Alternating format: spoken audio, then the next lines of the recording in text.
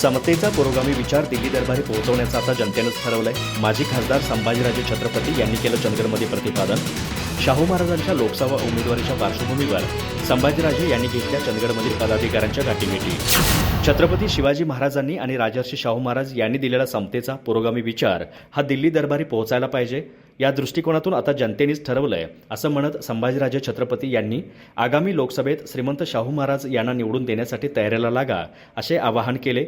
महाविकास आघाडीकडून शाहू महाराजांची उमेदवारी जवळपास निश्चित आहे.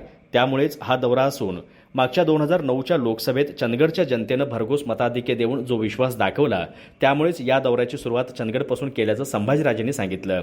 ते आज चंदगड तालुका दौऱ्यावर होते. यावेळी प्रमुख पदाधिकारी, स्थानिक नेते मंडळी, कार्यकर्ते यांच्या त्यांनी गाठीभेटी घेतल्या व त्यांच्याशी चर्चा केली. यावेळी हलकर्णी कॉलेज येथे काँग्रेसचे नेते गोपाळराव पाटील, राष्ट्रवादी शरद पवार पक्षाचे तालुका अध्यक्ष शिवाजी सावंत, भैरू खांडेकर, काँग्रेसचे ज्येष्ठ नेते जे.बी. पाटील, युवा नेते विक्रम चव्हाण पाटील यांच्यासह चंदगड, गडहिंग्लज, आजरा तालुक्यातील प्रमुख पदाधिकाऱ्यांची त्यांनी भेट घेतली.